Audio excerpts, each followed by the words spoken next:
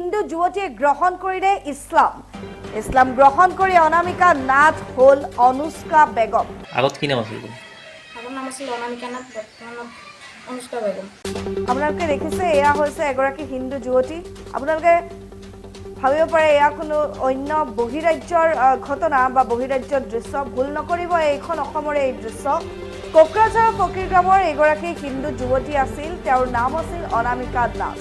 আৰু এই যুৱতীগৰাকীৰ নাম অনামিকা নাথ আছিল, কিন্তু তেওঁ এতিয়া অনামিকা নহয়, অনুষ্কা বেগম হিচাপেহে পৰিচিত হৈ পৰিছে, কিয়নো ইছলাম ধৰ্মৰ ৰীতি নীতিৰ প্ৰতি আকৃষ্ট হৈয়ে এগৰাকী হিন্দু যুৱতীয়ে গ্ৰহণ কৰিলে ইছলাম ধৰ্ম। মই আইন অনুযায়ী ইছলাম ধৰ্ম গ্ৰহণ কৰিছোঁ।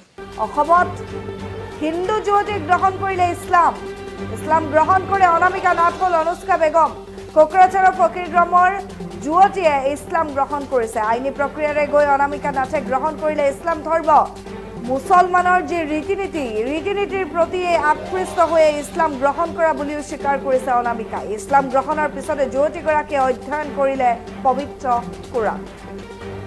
আমি এই মুহূৰ্তত দৃশ্য আপোনালোকক দেখুৱাই আছোঁ। এগৰাকী যুৱতীৰ নাম হৈছে অনামিকা নাথ, আৰু অনামিকা নাথে গ্ৰহণ কৰিছে ইছলাম ধৰ্ম আৰু নাম ল'লে অনুষ্কা বেগম।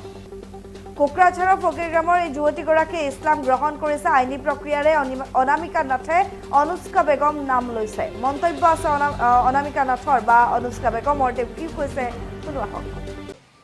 আপুনি ইছলাম ধৰ্ম কিয় গ্ৰহণ কৰিলে? মোক হিন্দু ধৰ্ম ভাল লগা নাই, সেইকাৰণে ইছলাম ধৰ্ম গ্ৰহণ কৰিছোঁ। ভাল লগা কাৰণে অনামিকা নাথ, বৰ্তমান অনুষ্কা বেগম। মই আইন অনুযায়ী ইছলাম ধৰ্ম গ্ৰহণ কৰিছোঁ।